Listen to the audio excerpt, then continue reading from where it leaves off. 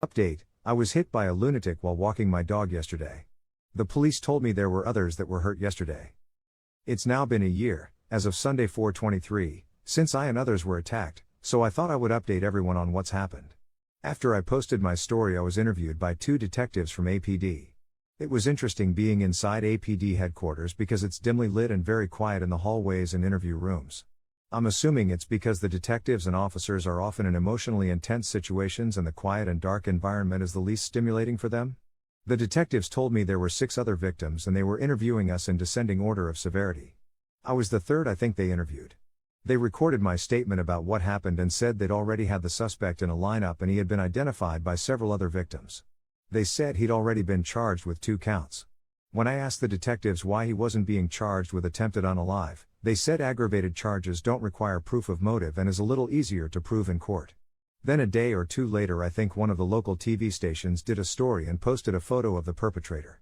That was the first time I'd seen a photo of him and I recognized him immediately. I was glad my memory of him had been so clear. He had a shaved head with tattoos of what looked like snakes all over his scalp.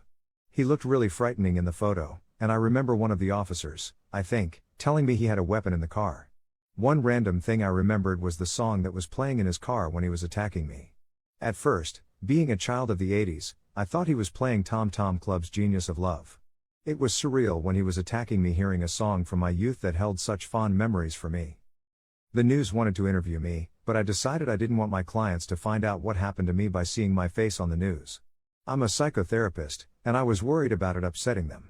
Because I'm a therapist, I'm in a lot of my own therapy anyway. I got a lot of support from people I'm in group with as well as, of course, my therapists. For months after the attack, I avoided walking my dog, who is fine, by the way, although he gets a little skittish when we walk on our own block. Finally, I admitted to myself that I did have PTSD and, being trained in EMDR, I knew EMDR would be very helpful. It took a while, but as of the last few months I can walk my dog in my neighborhood and feel fine.